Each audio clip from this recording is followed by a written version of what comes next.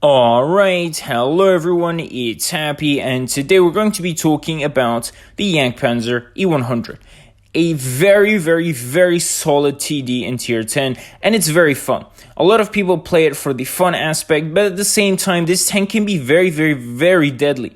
Firstly, the gun is just absolutely insane. In comparison to the Death Star, the aim time and gun handling is actually very good, and the alpha is very solid. So overall, the gun is just amazing, especially for such a humongous alpha. The accuracy, the gun handling, is just amazing for this type of caliber and alpha. So let's get that out of the way. On top of that, the penetration is probably one of the best in the game. Simply because, again, the gun is just very good. The gun is an obvious positive for this tank and one of the main reasons as to why people get this tank.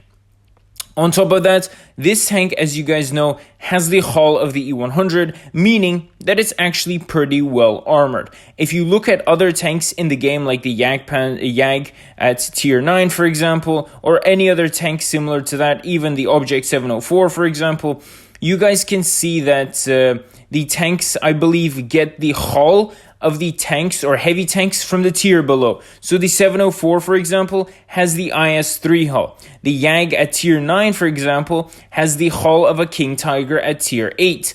While the ISU-152, for example, has the hull of an SU, not an SU, an IS, so an IS-2 at tier 7. While the Jag gets the hull of the exact same tier tank, which is the E100, making the armor actually more or less strong.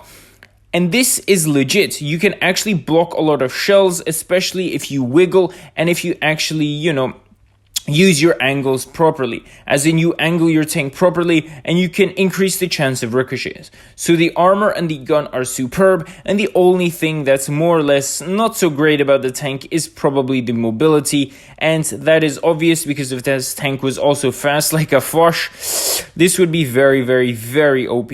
Overall, for beginners, I would definitely say this is a great tank. It'll teach you how to use your armor, it'll bring you a lot of joy because of the gun, and it's just pure enjoyment to use this tank in most scenarios, of course. Unless you have to move from point A to point B all the time, this tank is great. The mobility is not that slow. It's very slow, but it's still not as bad as, for example, a T95 or an E3.